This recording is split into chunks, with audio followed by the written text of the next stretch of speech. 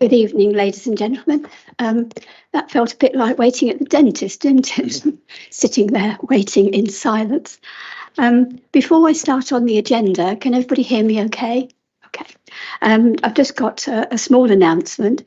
Good evening. I'm Councillor Carol Jewell, and I chair this planning committee, which has 9 elected borough councillors, supported by a number of professional officers. There's a formal set of procedures which must be adhered to. Firstly, the planning officer will present the application, and then only those speakers who have registered to speak will be invited to address the committee. There's a strict limit of 3 minutes per category speaker, those being town and parish councils, objectors, supporters, and those borough councillors affected by the application. After that, the committee will discuss and debate an application and seek clarification from the council's professional planning officers in order to reach a decision. It is important to stress you are here to observe but not to participate. The decision reached by the committee may or may not agree with that recommended by the presenting case officer. It is important to understand that the committee can only determine the actual planning applications presented before it, using current national and local planning policies and relevant decisions of the relevant planning inspectorate. Finally, this is a hybrid meeting with committee members present in this room, while some officers are attending the meeting in person and some connecting via Microsoft Teams. The meeting is also being live streamed on YouTube. Thank you. I'd like to start the meeting with apologies, please. Apologies from Councillor Wayne Smith. Thank you. Next item on the agenda is the minutes of the previous meeting. I would like to propose an amendment to the minutes of the last meeting. Has everybody had a chance to see this, read it? You've got it in front of you, okay. Sorry, go on. What I'd like to do, if it's a proposal, ask if you have a seconder. Okay, thank you. Sorry, may I interject? So I thought it might be helpful just to remind members of the requirements of the Constitution and in relation to where amendments of to minutes are being proposed. Only the accuracy of the minutes may be raised, and this may only be done by a motion which shall propose a change in wording which must be provided in writing to the Mayor or Chairman. And I see from the amendments that you have put them forward and they have been shared with the council members. So thank you for that. With regards to the actual minutes themselves, as I say, it's the accuracy that is to be queried. The last sentence of the minutes themselves are, I wouldn't say is an accuracy. My advice to you wouldn't be is an accuracy of what was recorded at the last meeting. It seems to me more of a commentary as to what happened at that meeting. So my advice would be that that isn't something that should be included in the amendment in line with the Constitution. Sorry, I didn't tell you the constitutional rule, and that is 4.2.16.1. Before members continue with a vote on this, I would ask that you consider the accuracy of what's being proposed as the amendments, and if anyone has any points to make or anything at this point, please do raise them. Has anybody got any points to raise? I have just one on at the bottom of the last paragraph. It says that the chair called for the adjournment. She neither specified the time to reconvene nor the duration of the adjournment. My apologies there. I did call the adjournment and I did suggest 3 minutes. I didn't have my microphone on and I'm quite soft speaking, so I think that probably wasn't heard. I just wanted to set that record straight because I do know that we could all be out of the room for however long, so we needed to state a time. So that was that. And I wonder if you would accept a deletion of that, Moses, and the amendment that the legal officer has made. Not really. I think it will be up to the members to decide whether the minute, what I put down is an accurate reflection, because minutes don't only have to be accurate, they also have to be factual. And I don't believe the minutes as they currently stand are factual. Sorry, Chair, may I interject again? It is correct, they have to be accurate and factual, and the facts should be accurately depicted in the minutes. I confirm my advice again that I don't believe the last sentence is a minute in the true sense, in line with the Constitution, and in consideration of what Councillor Jewell has just said in respect of, I believe it's your second sentence in the last paragraph, which I'll read just for clarity so you understand where I'm pointing you to. When the chair called for the adjournment, she neither specified the time to reconvene nor the duration of the adjournment. It would be my advice that there does seem to be a discrepancy over perhaps what was heard, because Councillor Jewell recalls saying 3 minutes, but also it may be the case that you didn't hear it as the microphone wasn't on. So my advice would be that that isn't an accurate amendment to make for the purposes of these minutes. However, it's your proposal, sir, Councillor, and if you wish the vote to be taken on what is there, then that is for the members to decide upon. Yeah, I would like a vote to be taken because it's a bit interesting that Councillor Jewell is saying that she did say 3 minutes. When I wrote to her on the 12th of June complaining about the fact that I was excluded from the meeting, she never responded to say she indicated time. And when I communicated with the vice chair today, if you want me to read the communication, I can read it. None of them alluded to the fact that she said 3 minutes. Those are documented evidences. Martin is sitting next to the chair. So if she did say 3 minutes, then we need to put it to vote. Let it be on record that she said when there was no mic. And then I can tender the evidence that nobody has disputed the fact that the chair never specified that the duration of the adjournment was 3 minutes. I asked you to turn your microphone off. Yeah. Thank you. Okay, so I think what I've got here is I'd like to, there's an amendment to the motion as it is, and I'd like to propose those amendments. That is, the final sentence is deleted. Am I okay to? As it is. As it is. Okay. What is the final? Yes. Different. Okay. The advice is, as you are not accepting the amendments, then we do need to go to the vote on the amendments as stated here in your motion. Yes. I think that would be preferable because, like I said, if you want me to read out the email communication, I can read it. Even as later this afternoon, the vice chair said there was confusion about the duration. So coming to say you did say 3 minutes for me, I think we need to put it to vote. It's on record that you said you are not saying that you said 3 minutes. And when I gave you the opportunity just after the meeting to confirm, you did not dispute, you never said that you indicated the time for the adjournment.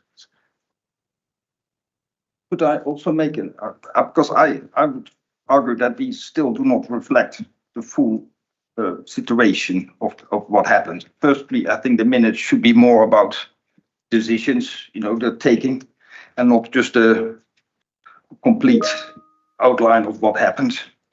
Secondly, I think what I'm missing here is that Joseph and Charles were supposed to share 3 minutes. And I don't see here that Charles took all 3 minutes, and that because of that, Joseph could not speak. And secondly, I'm missing here is that, Councillor Moses, maybe there was some confusion about the duration of the adjournment, and that the Councillor Moses didn't ask about, clarify that confusion about the duration and left the room with that confusion. So maybe if we can add those things to it, it could be, it would be a more accurate description of the situation. Okay, what I'd like to do then is go to the vote, please. It's not something I want to discuss, this motion, because it is about the accuracy of the minutes, and we've got this proposal in front of us. So it's been proposed by Moses and seconded by Sam. No. Jewett. Sorry, wrong one. Moved along a bit. So could I ask for those in favour of the motion to please show? You. And those against?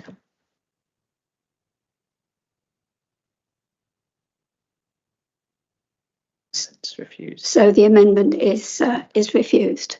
Right, if we carry on with the rest of the agenda. So we have to now either, Whether it's my proposal, we need to vote on the minutes as they are originally written. So we're back onto the item minutes of the previous meeting. Could I see those in favour of that being an accurate record, please? Those against? Any abstentions? No. Yeah. Okay, thank you very much. Say one thing. Having watched the film of the recording twice over, I think the committee should also do the same, and the people providing the minutes should do the same and make sure that they're accurate per the film that is recorded. Thank you, Stuart. Okay, we go on to the next item, which is the declaration of interest. Has anybody got a declaration? No, thank you. Are there any applications to be deferred or withdrawn? No. And so finally we get on to the applications. Application 241372 54 Welby Crescent, Winnersh. That's on pages 17 to 52. I could ask the officer to give that presentation, please.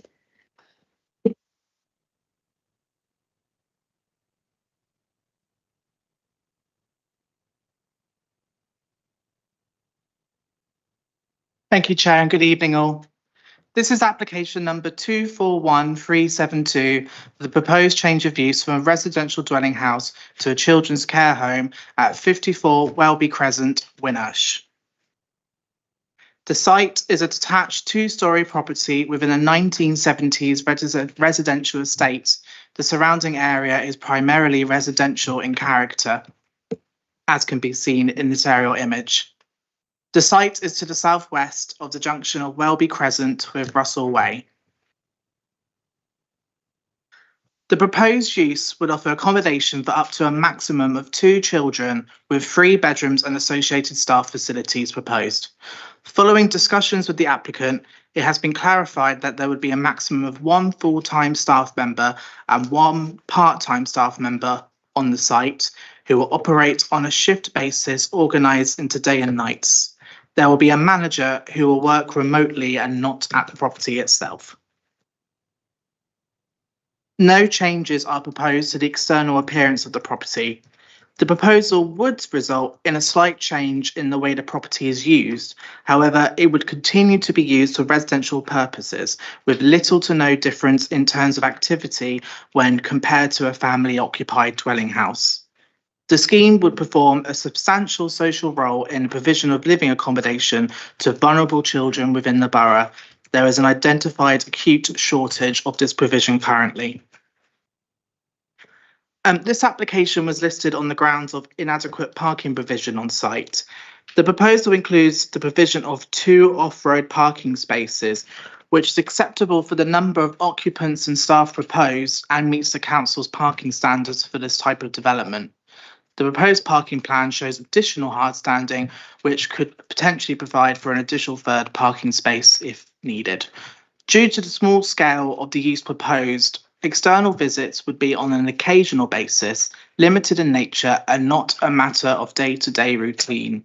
This would not be dissimilar to elderly and social care visits, which take place to occupants of residential dwellings. Therefore, no conflict with highway safety or parking provision policies has been identified.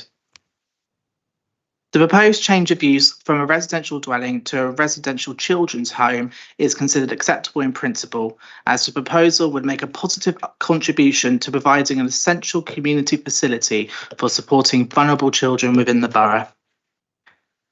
Following the reduction of children to be cared for within the property from 3 to 2, no harm has been identified in relation to highway safety or parking matters. There would also be no harm caused to the character of the area due to the dwelling remaining in use for residential purposes. As such, the scheme would accord with national and local planning policies and is therefore recommended for approval, subject to the conditions outlined in Appendix 1 of the committee report. Thank you. Thank you, Marcus. Got 2 speakers. The first is Stephen Barker Hodges on behalf of the applicant. And can I remind you, Stephen, it's 3 minutes. Thank you.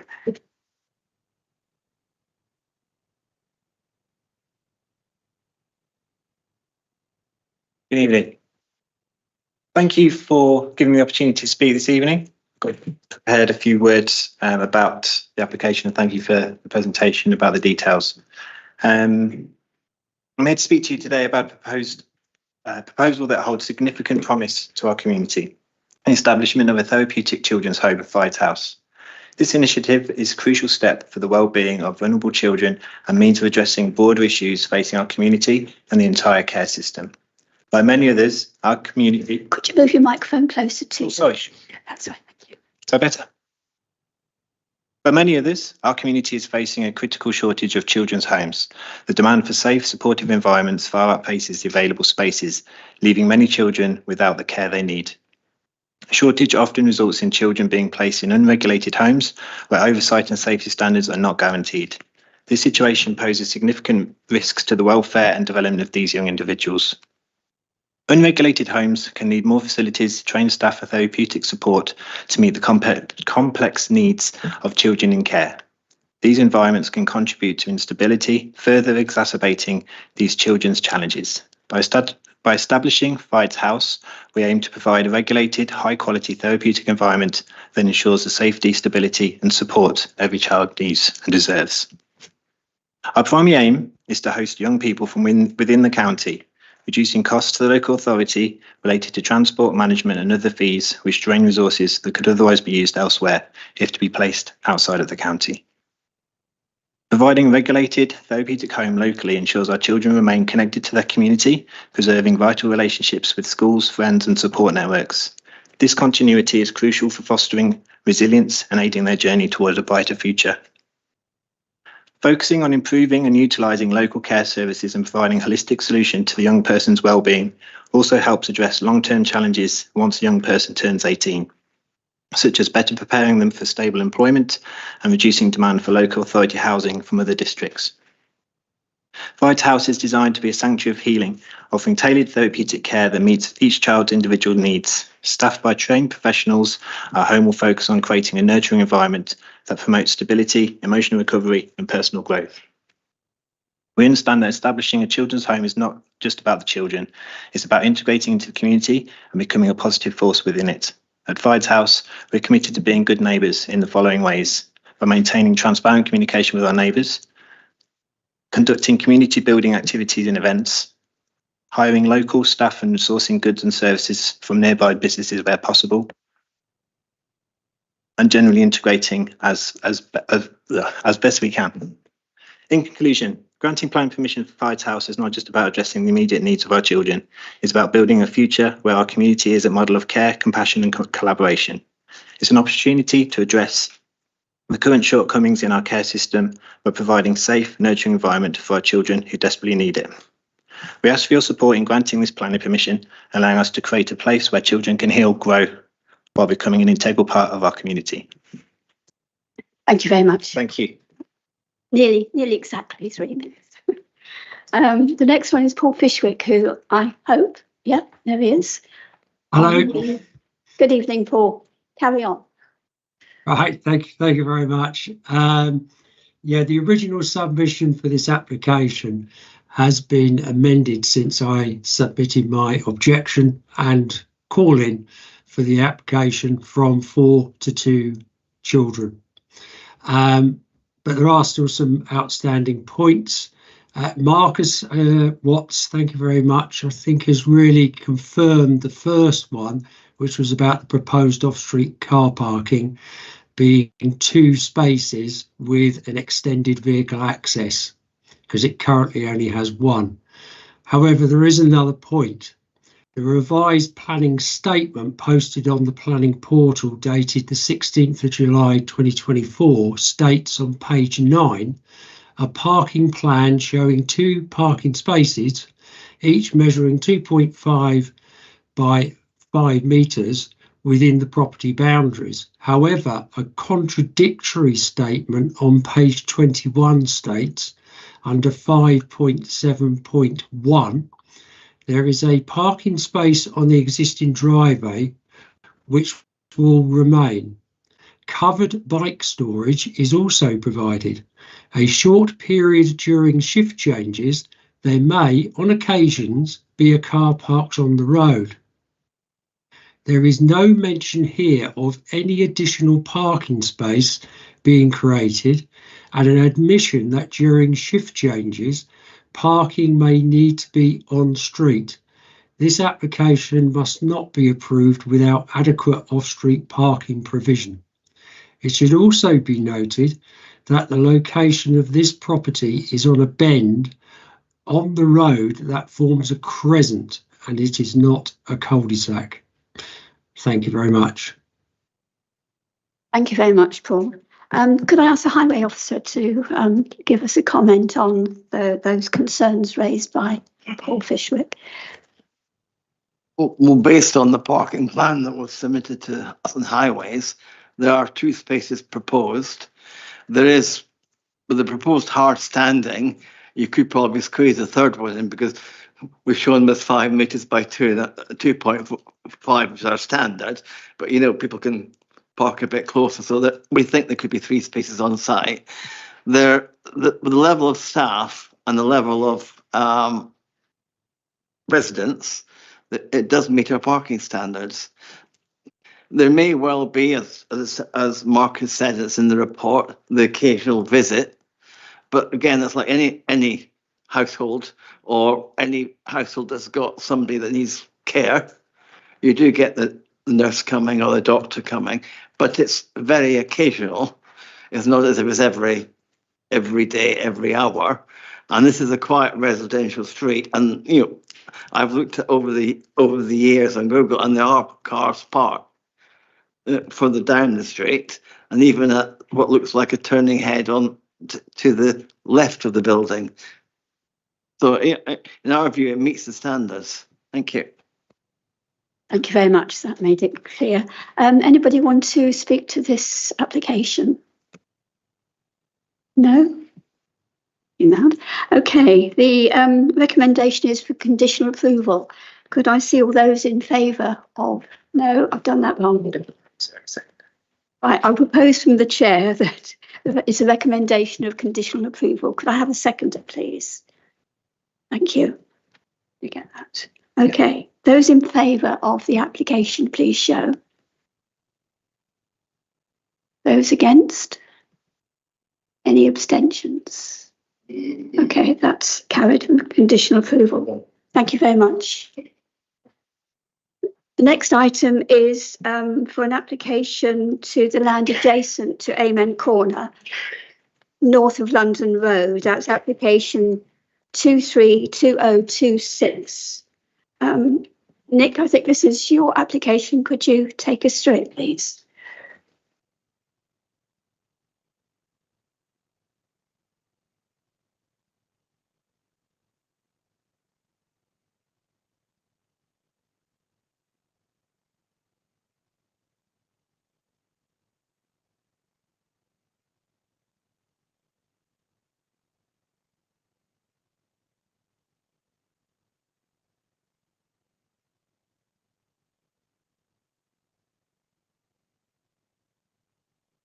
Thank you, Chair, and good evening, everyone.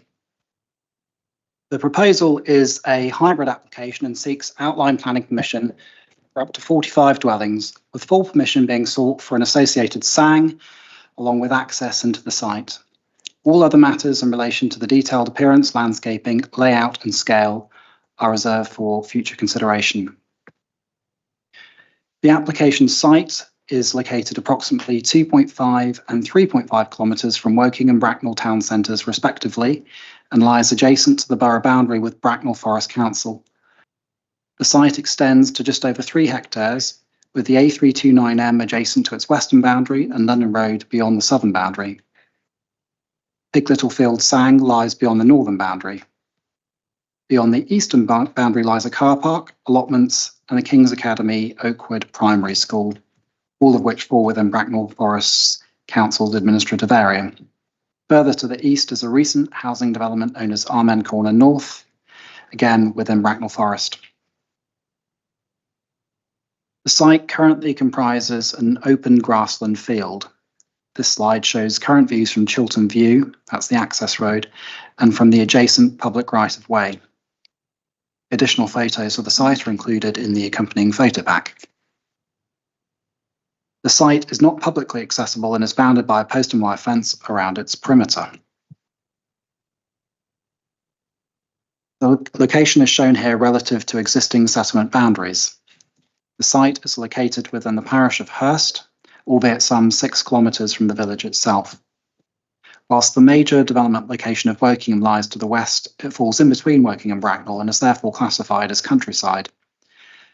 The site is not within the green belt or a conservation area and has no other statutory or non-statutory land designations. Whilst the site is not currently allocated, it was proposed for allocation within the council's revised growth strategy in 2021. The local plan update carries limited weight in the decision-making process, and so the planning status of the site remains unallocated at present. However, as set out in the accompanying report, the council cannot currently demonstrate a 5 or 4-year housing land supply, and the application is therefore assessed in the context of the National Planning Policy Framework's tilted balance. This requires a presumption in favour of sustainable development unless any adverse impacts would significantly and demonstrably outweigh the benefits. However, as noted in the accompanying report, the reason for the lack of a 5-year housing land supply is due to over-delivery in the past, rather than under, and therefore the tilted balance should be tempered.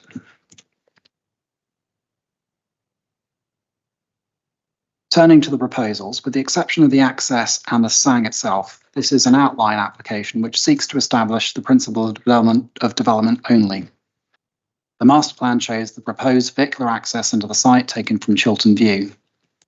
A pedestrian and cycle access is proposed on the west side of the site and links to an existing public right-of-way adjacent to the A329M, thereby providing an onward route into Wokingham. The connection would also be of benefit to existing residents residing in the adjacent Amen Corner North development. The SANG serving the site would be positioned around the northern and western sides of the site and is proposed as an extension to the adjacent Pig Little Field SANG.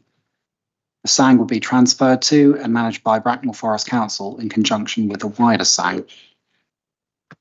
Members will note that there is a triangular-shaped piece of land excluded from the red line boundary. This is because this area was originally proposed as SANG mitigation in connection with a separate housing application in Bracknell. However, as explained within the report, it's no longer required in conjunction with that application. The triangle area is now subject to a separate planning application, and a Section 106 agreement can secure its delivery in combination with the application site, where this application will be approved this evening. Should planning permission be forthcoming, the SANG would be legally secured in perpetuity and publicly operated, thus discounting the possibility of any hypothetical future development. Shown here is the proposed SANG layout. Full landscaping detail will be secured through condition, thus ensuring there will be suitable planting to mitigate the landscape and visual impacts of the development within its setting. A 10% biodiversity net gain will be secured through the Section 106 and is considered a benefit of the scheme. The SANG will deliver a significant proportion of this on site. The remainder will be fulfilled off-site. Whilst not for consideration at this stage, the plan also shows an indicative layout for the residential element on the eastern half of the site. All of the affordable housing, that's up to 18 units, would be provided on site, which again is considered to be a significant benefit weighing in favour of the development.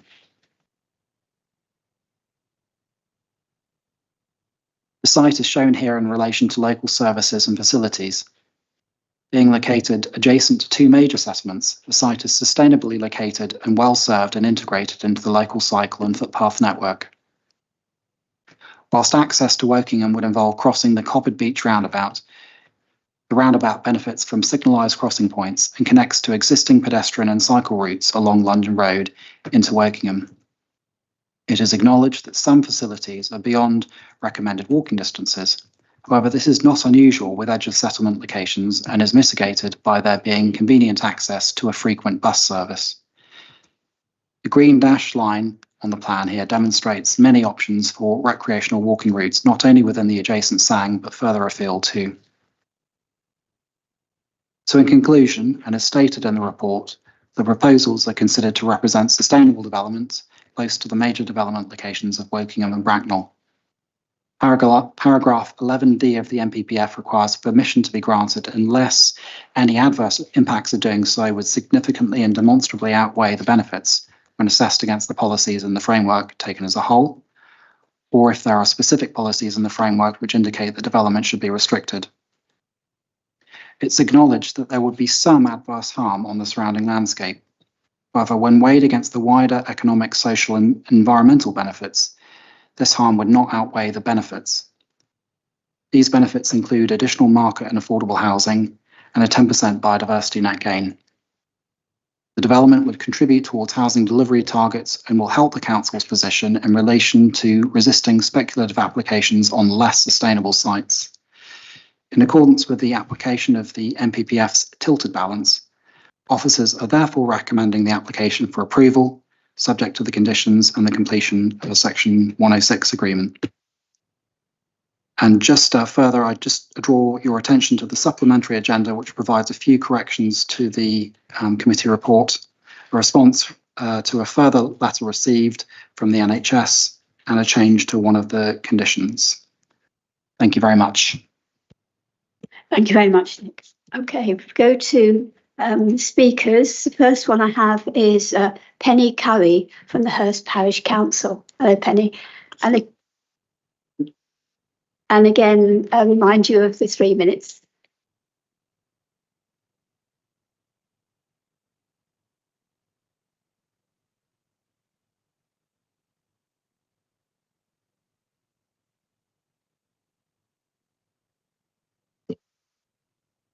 The Hurst Parish Council objected to this application in November 23 for the following reasons. The proposal is contrary to WPC policy CP1 and does not adequately demonstrate how it reduces the need to travel by car. The nearest bus stop is 500 metres from the development. From August the 13th this year, bus 151 between Woking and Bracknell via Binfield starts at 8:46 and only runs every 2 hours from the nearest bus stop and finishes at 17:36. The X4 between Bracknell and Reading does not go to Binfield, starts earlier than 151, but on average only runs once an hour. At 2020, there are no more buses until 23:41 from Reading, and from Bracknell, the last bus is 20:38. If you combine the two services together, the poor service will not persuade residents to use buses as an alternative to the car. There are very few essential services or facilities within acceptable walking distance from the site. It is contrary to policy CP11, which protects the separate identity of settlements and maintains the quality of the environment. This is a speculative planning application outside the development limit and in the countryside and has not been identified for development in the adoptive local plan. WBC are ignoring their own policy C20 to remain separate of Woking and Binfield and Bracknell. This proposal prejudices settlement separation and is adjacent to the Bracknell Forest Council development. There is no green gap between the two developments.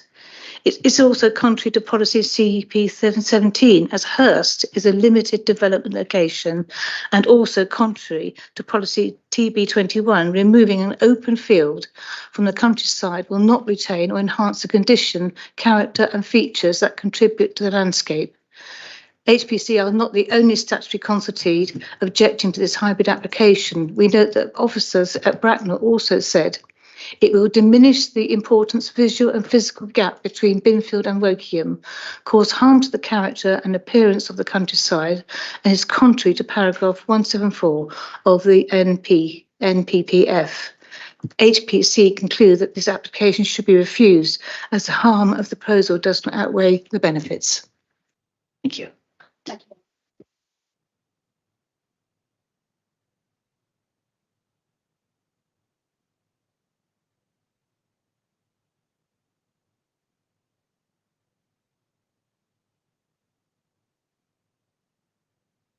Okay, hi there. Good evening. I'm going to talk from the perspective of the Eamonn Corner North residents. So I noted in the presentation earlier that was kind of skimmed over, to be honest, for me. So let me just talk about the practicalities really of this. And I'm assuming obviously that people around the table have read all the papers, so I'm not going to go into the detail. So we have been with Almond Corner now, personally myself, for about 5 years. The residents on the other side of the development where all this traffic is going to go through have been there 7 years plus. So if you haven't been to the site, let me just describe it. You can see it on the map that where the traffic would go through to actually build the development would be right through the centre of Almond Corner. When you buy a new house, you expect to put up with that for a few years. Bellway left the site just 18 months ago and made the roads good, because obviously they didn't lay the roads until all the site traffic had gone. I personally have spent quite a lot of time working with our management company, and the site is looking really good now, as new sites take about 3 to 5 years. So our concern as residents, and I've engaged many of the residents in conversations about this, and I'm here on their behalf. So absolutely, we have no objection to a set of new houses being built. Our concern is really now that over the next, so I don't know how long this is going to take to build, so I'm going to assume something like 2 years, that all that site traffic is going to go right through the centre of Almond Corner. And if you go up that road, if any of you have been up that, it's a very narrow road. People have been parking their cars on there for 7 years. I think it's quite dangerous personally from what I've observed, and we'd be quite concerned about the traffic that would be going through there. So that's the first point. The second point really then is about, at the moment there are 377 dwellings in Almond Corner, and we're talking about another 45 dwellings, and there is only one road of access in and out and one road of access in. So we're very concerned about the access. And then finally, I'm just noting I've got 30 seconds left, is the piece about the traffic going past the school. My understanding was at the time they wanted the school to be right at the dead end. So again, there's going to be a lot of traffic going past the school. And again, in the submission that we put in from the residents and from Binfield Parish Council, that road is very congested at peak hours as it is already. So real concerns about the traffic management side. Many other things that we've said, but it's in our submission. That's all I can say in 3 minutes. Thank you very much.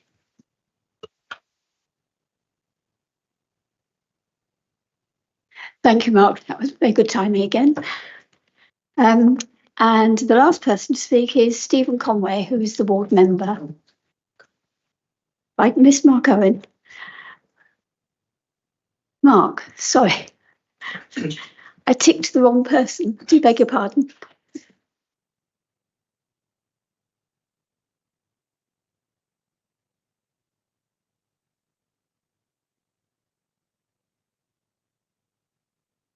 Thank you. My name is Mark Owen, planning consultant from Stantec, acting on behalf of the applicant Wilson Developments Limited for this proposal.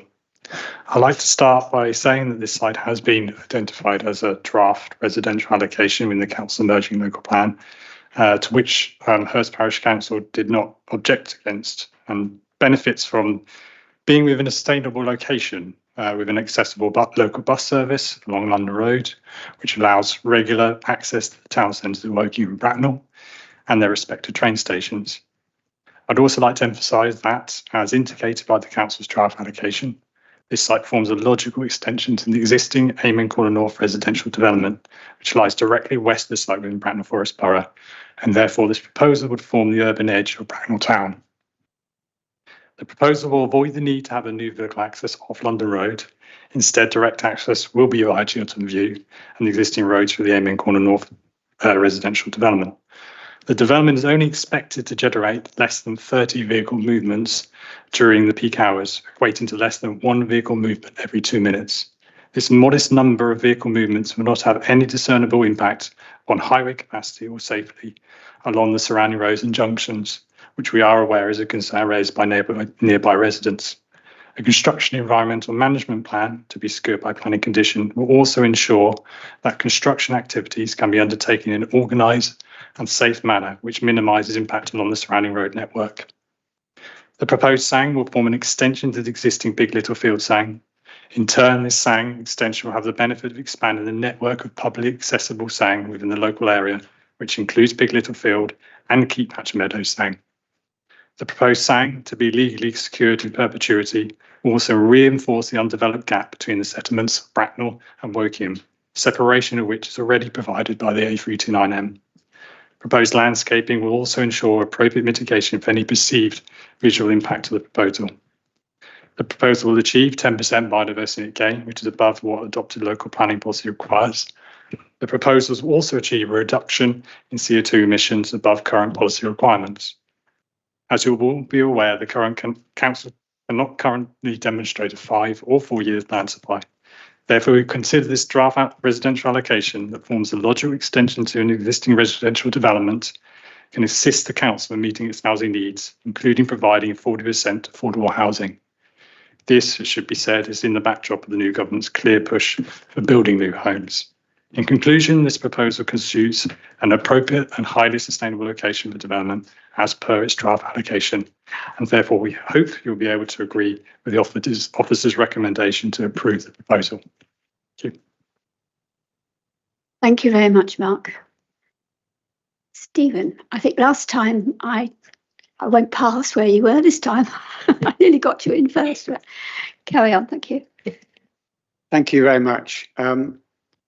In my 3 minutes, I want to focus on the principle of development, because that's the matter that I think you've got to consider.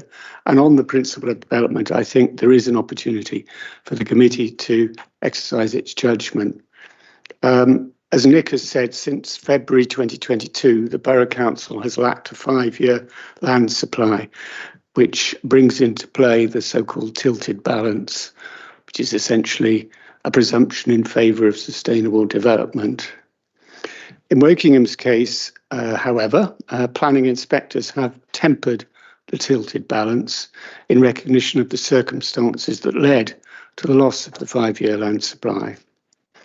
More importantly, and again, as Nick has said, the tilted balance policy itself offers an exception to the presumption in favour of development. In paragraph 11D2, it's stated that applications can be refused permission if the harms clearly outweigh the benefits when measured against the policies of the NPPF as a whole. The committee therefore needs to reach a judgment on whether the harms materially and demonstrably outweigh the benefits. The principal benefit of the new development, according to the NPPF, is the provision of housing. In this case, a clear benefit is the provision of 40% affordable housing, which is undoubtedly much needed in the borough. You might take the view that this alone is a significant enough benefit to outweigh any harms. But harms there are, and they need to be considered carefully. The application conflicts with policies in the existing local plan, and especially policy CP11, which opposes development in the countryside beyond settlement boundaries.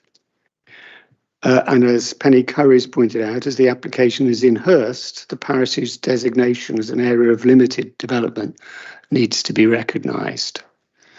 And there is, of course, also the matter of the encroachment in the gap between settlements, which Penny's also alluded to. The final point I want to really make is about sustainability in an environmental sense.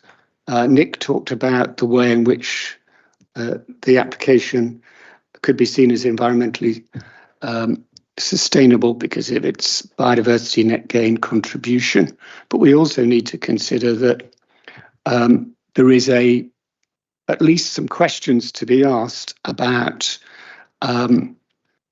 the ease of access on foot, cycle and public transport to important facilities, particularly medical centres and pharmacies. And I think if I were still on the committee, I'd be wanting some reassurance on those points. Thank you.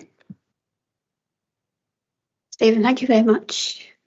Right, I'd like to open it onto the floor for debate. If anybody wants to raise a point. Martijn.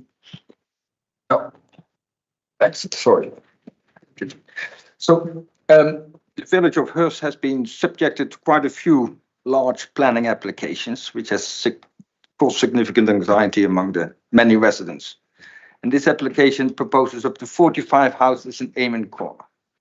I think, as you heard Stephen just explained, the so-called tilted balance operates. And that means that paragraph 11D2 of the National Planning Policy Framework states that the application can be refused if the harm to the environment or to the place clearly outweighs the benefits of additional housing. And I believe that in this case, the harms do outweigh the benefits. I was unfortunately not able to visit the site on Friday with the rest of the team, but I visited the site on Monday evening. And this land has significant wildlife and biodiversity value. The site has a strong rural character and is visually connected to the Pig Little Field to the north and the northwest. The landscape strategy is to conserve and enhance the existing rural character. And in section 59 of the application, it mentioned that the application site has been identified as a landscape character area. So this proposal contradicts policy TB21, resulting in harm to the existing landscape. And also the WC Tree and Landscape Officer believes that the character of the site would be adversely affected for at least 10 years. Secondly, as Penny had mentioned, the parish of Hurst is classified as a limited development location.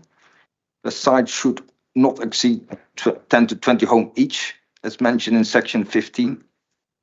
And in addition, the proposal contradicts policy CP11 as the site is located beyond the development limits and in the countryside, as mentioned in section 20.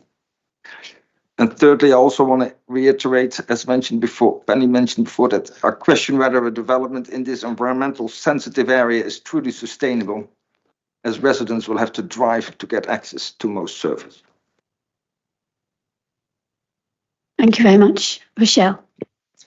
Unfortunately, we do not have a 5-year land supply, which means that developers can just take over anything, you can do anything they want pretty much and get it approved. This is not a great idea. And if you look at the rest of the borough, other than Hurst, and you can see how many places are being proposed and how many hundreds and thousands of houses in other places. And Hurst is objected to as little as 2 houses. I don't know how much limited development means, but 2 houses was a little bit much for complaining about. I think that the rest of the borough should have to also have the privilege of having more housing and affordable housing, especially because I don't think there's a whole lot of affordable housing in Hurst right now. That's my personal opinion. Thank you, Rochelle. Is there anybody else who wants to speak to it? Greg. Chair, I'd just like to ask a question of the highways officers in particular. Paul Beale made reference to a single road during construction, but I'd like officers to just reassure me as a councillor that during the construction and also after, if this was to be approved tonight, that there wouldn't be any significant problems with emergency services gaining access to that site. Thanks.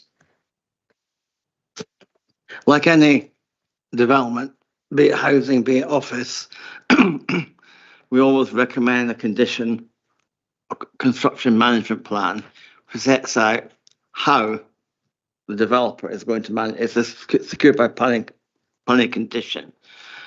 As we have done before, if there's a school in the way, no delivery should be during school entry and exit times. Any deliveries should be managed, so they don't just turn up. That people know when they're arriving. The developer is responsible for managing the traffic on that road, be it by a banks and walking in front of the lorry to bring it in to make sure there's nobody around, any traffic management controls. And with regarding the condition of the existing highway, we expect the developer to, together with Bracknell Highway Authority, to do an audit before, an audit of the condition of the highway after, and be responsible for any fixing that's required. We do that elsewhere in the borough, and we'd expect it to be done here as well.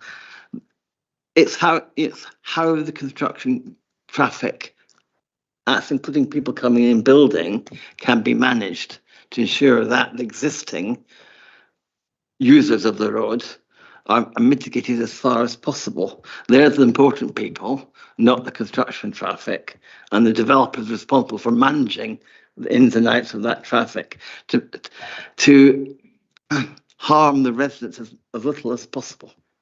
Thank you. Thank you, Gordon. Chair, can I just- Yes.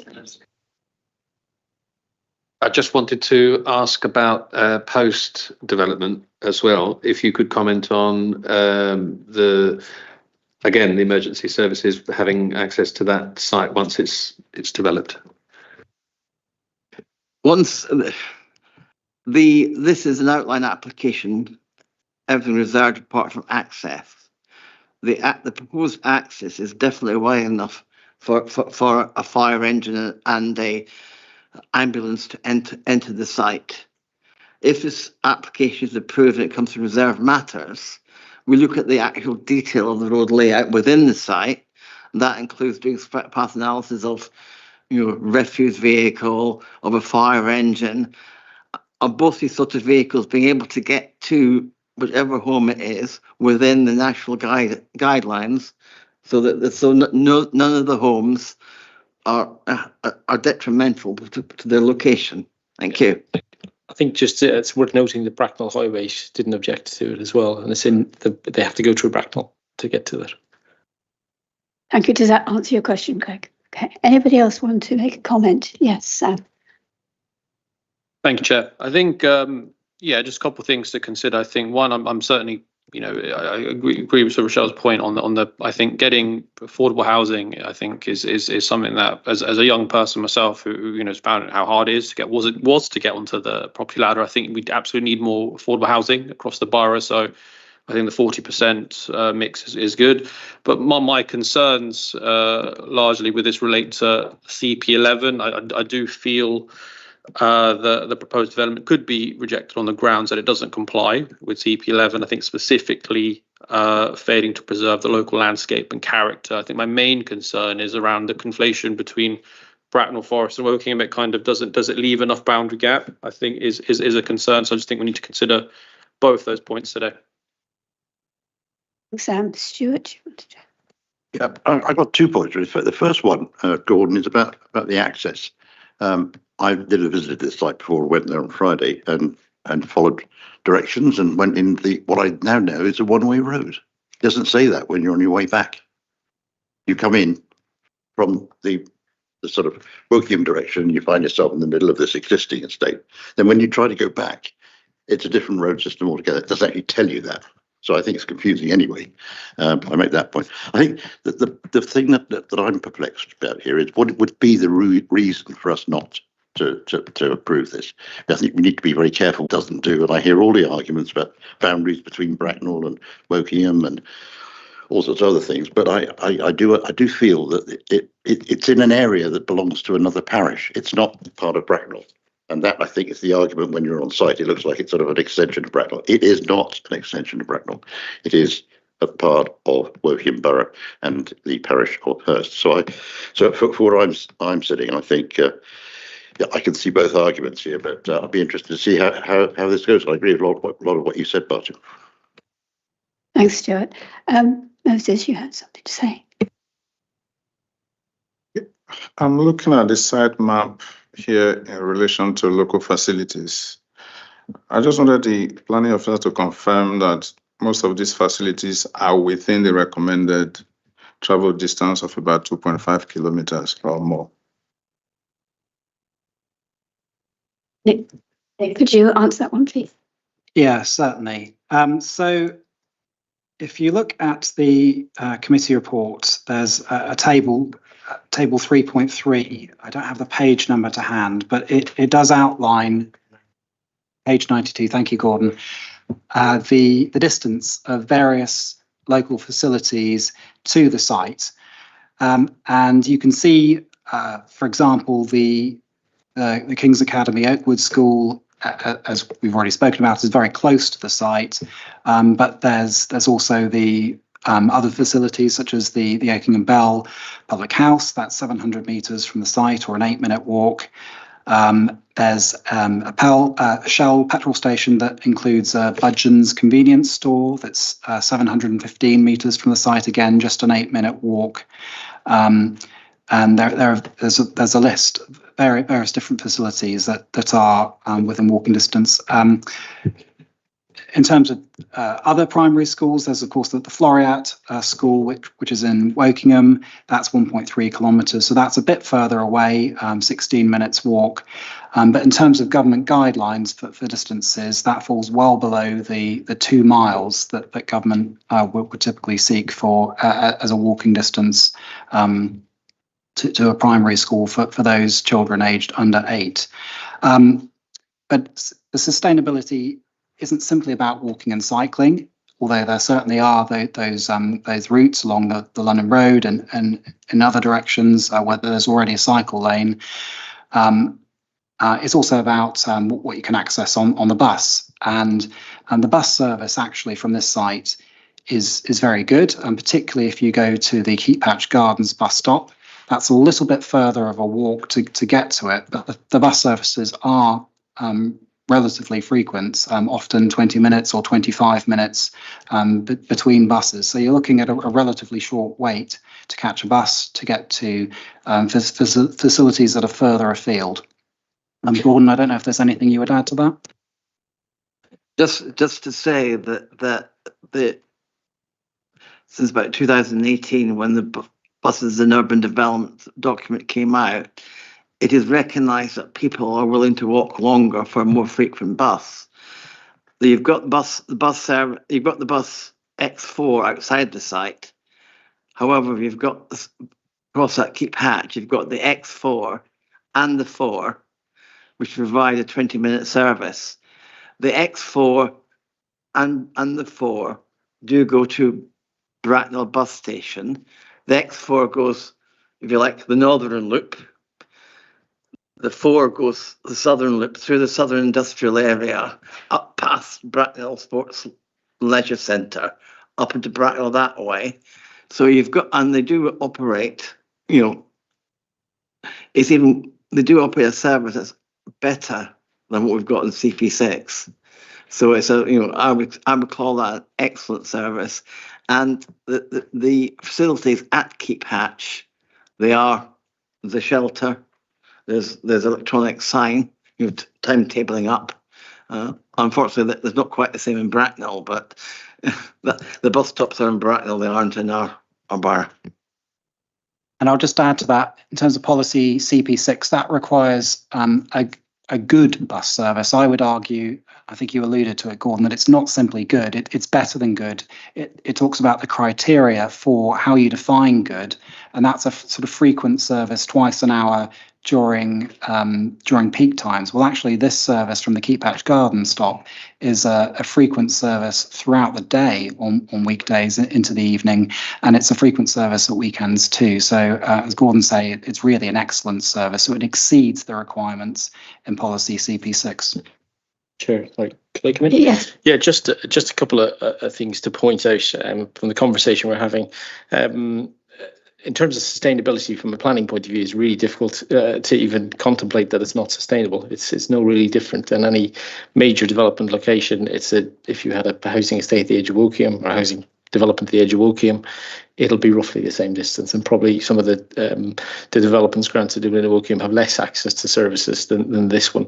It does create also a sustainable link through the parcel, which would actually improve the link between Bracknell and Wokingham. So at the moment you have to walk around along London Road. This would create a more secure and safe environment for people to get through the Amy and Corner development to Wokingham. So that's from a sustainability point of view. I think in terms of its access to bus services and services, you can't really argue that as a point of against the scheme. I think we just need to refocus on the tilted balance aspect. The council unfortunately doesn't have 5-year housing land supply due to our successful delivery of houses over the years, which are now being punished on. But that's tempered across development sites. So if you had a development in Hurst against this one, so say Hurst Village or Hurst area, that would be a very different scenario to judge than this development, although it still sits within Hurst. It sits next to the development site of Bracknell and Woking. So in terms of its location, it would be tempered as you look at it. So as I say, a development in Hurst Central would not be the same consideration as a development here. We do need to consider the tilted balance in this. Essentially, when the case officer looked at this, they balanced up the harm, and we're not saying there isn't harm, there absolutely is. From a landscape point of view, from a visual point of view, you do have a loss or a narrowing of the green gap between the settlement areas of Bracknell and Woking. There is, looking at the plan, I don't know if Nick, if you can bring up the plan, there is the development does try and retain some of that green space between the two settlements. If you look across the road, I suppose a key patch where the Oakenham Bell is, the pub, and the Woking side of the A329M, that development does extend up to that point as well. So there absolutely is an erosion of the gap, and there is a visual impact. My feeling would be, when you look at this as a case officer, you would look at how you protect that gap and how you protect the views across the landscape to this site. There's a condition on there that is for landscaping, so you would look to, if this was approved, you would look to put in more structural landscaping, so larger trees, not saplings, to try and screen the development as best you can as early. But I think the key issue for the officer looking at the report is that balance. They've looked at the balance. They've acknowledged there is a visual harm in terms of its impact, especially in Pig Littlefield, Sang, but they have balanced that against the benefits, which is housing and 40% affordable housing, and it also provides 10% BNG, which it doesn't have to because it came in before the rules came in. So they're the kind of things you need to consider as part of your judgment. Thank you very much. I could just add a few things to that as well, just in terms of the landscape harm. The harm will become less as time goes on, as the trees mature, and that was accounted for by the landscape officer. So sort of by year 10, these trees will increasingly be softening the views of the development.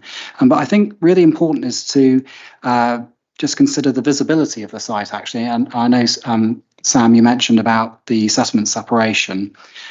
The site, in terms of its visibility, it's not particularly visible from outside the actual where it's bounded to the west. The A329M and all the trees along the boundary of the road mean that you don't actually really appreciate the site itself from west of the A329M. So whilst there is certainly development in bringing Bracknell closer to Wokingham, or the other way around, if you want to view it that way, in terms of the sort of human experience of that settlement separation, my professional view is that it doesn't sort of, in a practical sense, erode that separation.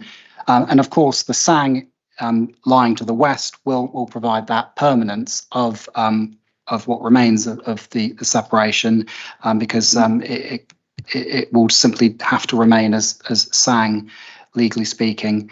And then just speaking to the landscape harm, it's hard really to envisage any situation really where you're developing a green field and it doesn't result in some landscape harm.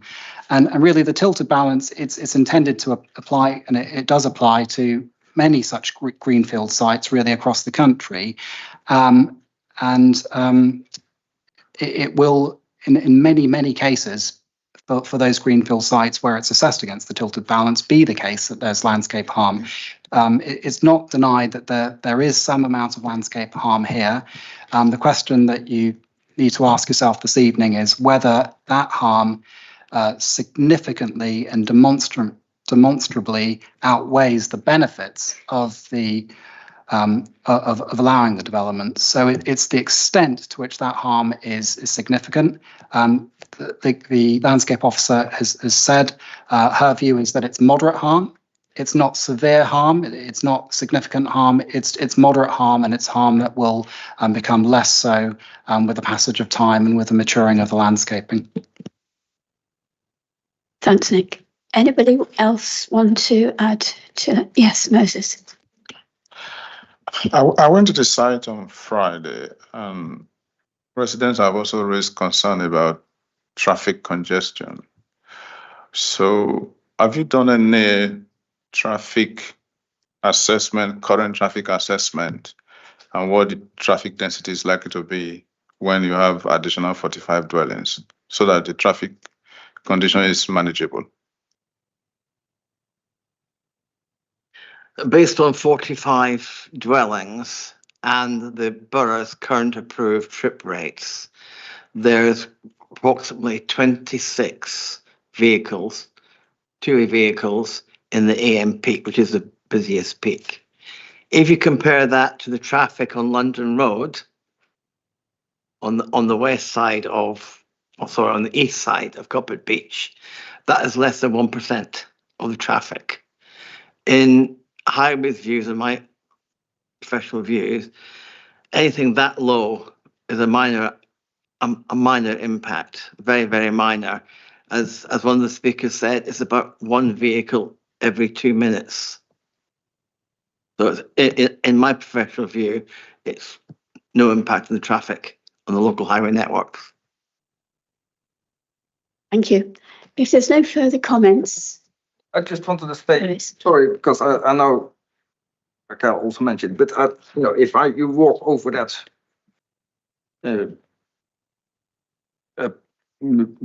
path there, you have the beautiful views there over the Chiltern. Yeah, this side goes up. Yeah, so it's when you walk on the path, you feel in the countryside. Yeah, it is. We don't have many places like that in Wokingham anymore. And if you build on that side, you're not going to have the same we don't have that same experience anymore. The visual, maybe some people, moderate is already worse than light. And for that, it takes at least 10 years for that to get back up to a certain level. So I think the visual impact is significant. Another bit I noticed when I was there, it was very, that road, there was a lot of noise pollution there. What is your views on that one? It's a very noisy place. The beautiful sights, few, but. So I note your comments on the landscape effect, and I possibly you take a difference of view. But so I'll address your comments on noise. The application was supported by a noise assessment, and that looked at what the noise levels would be within the residential zone of the site, both internally within dwellings, inside the house, so to speak, and also within the gardens itself. It was considered that with mitigation, and that's essentially special construction techniques for the homes, mechanical ventilation and other such techniques that wouldn't necessarily be the case on a quote-unquote normal house, you can achieve acceptable noise levels within dwellings with those techniques.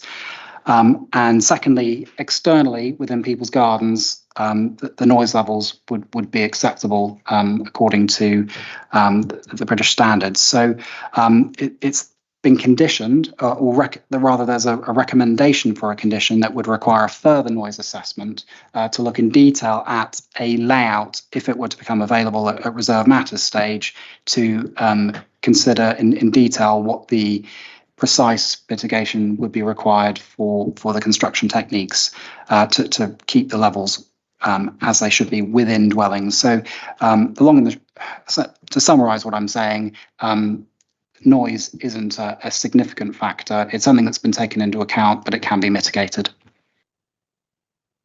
Thank you very much. Oh, Sam. Thank you, Chair. My question is more if this went to appeal, what, in your professional opinion, what do you think would be the outcome and what would happen?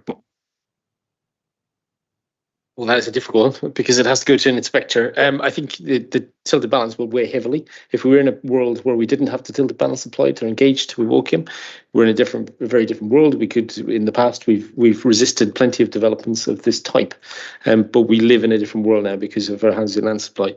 I think my professional opinion would be that an inspector would look at this and probably go against the council.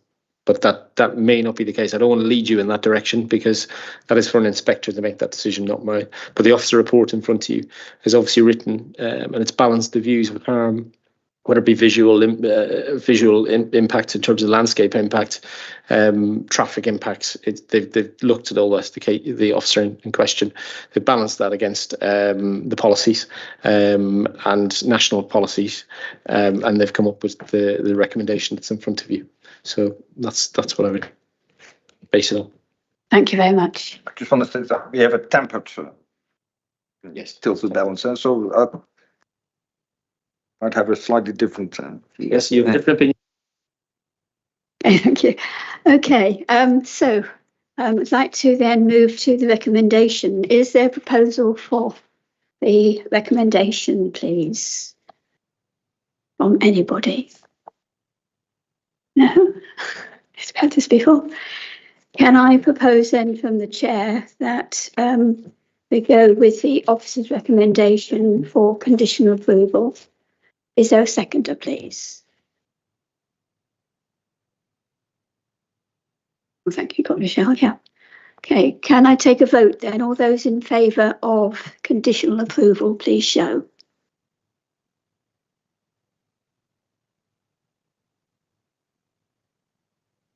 Anybody against? And two. Any abstentions? Okay, so that means it has been given conditional approval. Thank you very much. There are no other items that I've been aware of or I consider urgent, so I'd like to close the meeting at 8:12. Thank you very much.